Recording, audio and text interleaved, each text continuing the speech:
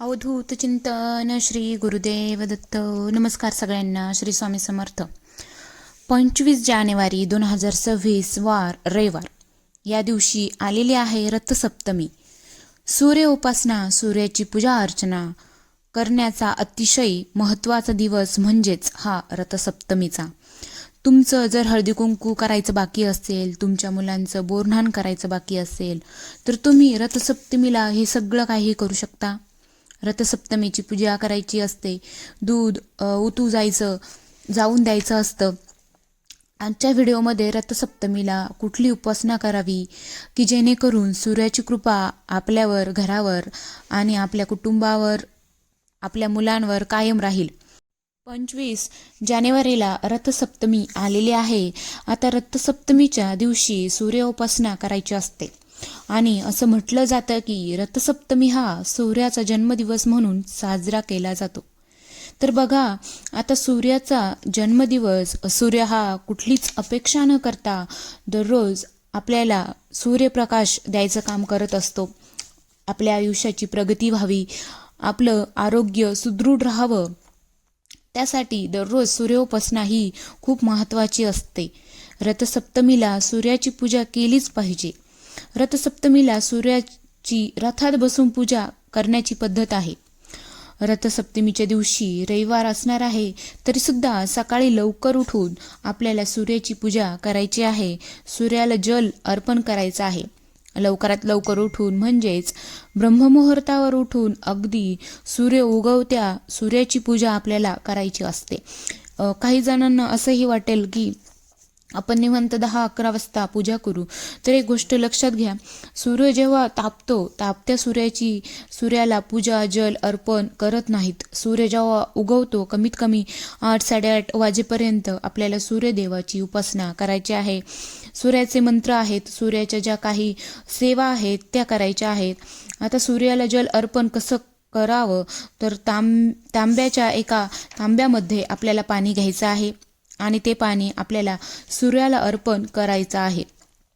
सकाळी लवकर उठून प्रत्येकाने आपापलं म्हणजेच घरातल्या प्रत्येक व्यक्तीने सूर्याला जल अर्पण करायचं आहे.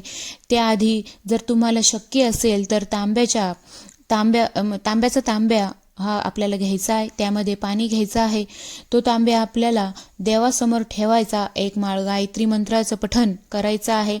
बघा, या दिवशी 12 वेळा जरी गायत्री मंत्राचं पठण केलं तरी खूप चांगला अनुभव याचा तुम्हाला येणार आहे. 1 माळ ओम तस्य वर्तु वरिज्ञम भर्गो देवस्य धीमहि धियो यो न प्रचोदया, 1 माळ जप याचा करायचा आहे. आणि अर्धा पाणी सूर्याला अर्पण करायचं आहे तांब्यामधलं, आणि राहिलेलं अर्ध पाणी घरच्यांना प्राशन करायला द्यायचं आहे. आपण स्वतःही ते ग्रहण करायचं आहे. ज्यांना गायत्री मंत्र म्हणणं शक्य असेल तर त्यांनी 1 माळ गायत्री मंत्राचा पठण हे करावं. सूर्याला अर्धा तांब्या पाणी घालावं व आपण पण घ्यायचं आहे. तांब्यामध्ये पाणी घ्या. त्यात हळदी कुंकू, एखादं फूल, दुर्वा आणि गुळाचा बारीक खडा त्यात थोडा टाकायचा आहे आणि हे जल तुम्हाला सूर्याला अर्पण करायचं आहे. तर जेव्हा आपण सूर्याला जल अर्पण करतो, ओम ध्रुणी सूर्याय नमः या मंत्राचा जप करायचा आहे. जर तुम्ही घराच्या बाहेर सूर्याला जल अर्पण करत असाल तर त्या पाण्यावर कुणाचाही पाय पडणार नाही. ते पाणी कोणी ओलांडलं जाणार नाही याची काळजी घ्यावी. त्यासाठी आपण जेव्हा सूर्याला जल अर्पण करतो तेव्हा त्याखाली बादली ठेवावी. त्यात साठलेलं पाणी बादलीतलं ते तुळशी सोडून तुम्ही कुठल्याही झाडाला अर्पण करू शकता. नाही शक्य होत तर टेरेसवर जाऊन मग तुम्ही अर्पण करू शकता. तुमच्या बाल्कनीत अर्पण करू शकता. जेथे सूर्य तुम्हाला उगवता दिसत असेल तेथे जल अर्पण करू शकता. फक्त जेथे पाय पडणार नाही, ते पाणी ओलांडलं जाणार नाही याची काळजी घ्यावी. किंवा खाली एखादी बादली किंवा पातेलं घ्या, म्हणजे ते पायाखाली येणार नाही.